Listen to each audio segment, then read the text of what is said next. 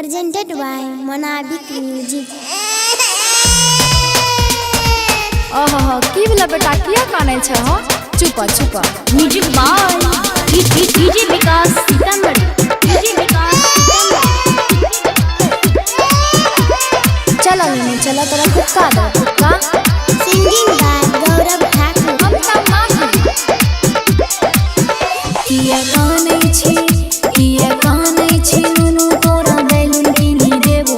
सुंदर लड़की देखी शादी करी देबो नुनु चुप चुप रे नुनु चुप चुप रे नुनु चुप चुप रे नुनु चुप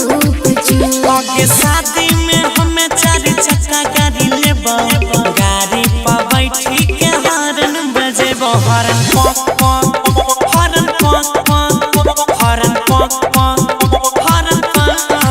पॉक ओ ला ला ला ला ला ला ला चुपा चुपा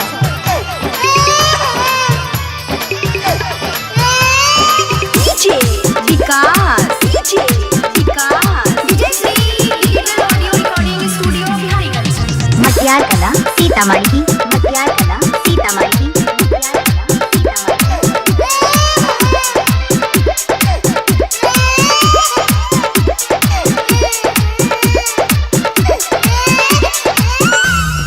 रे नुन्नू लाखों मेरे एक दुल्हनिया खोज देबो तोरा नीमन कनिया रोजे अपना हाथ से खिले तो खाना बढ़िया बढ़िया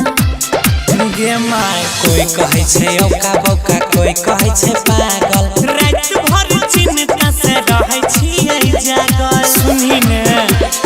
नया नया बहू होइतो गोरा होदबैतो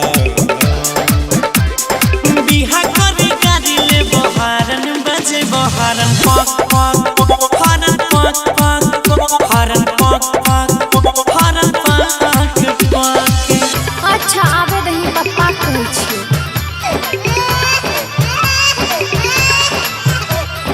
DJ Vikas DJ Shri digital audio recording studio Biharigunj Matiyar Kala Sitamarhi मटियार कला सीतामढ़ी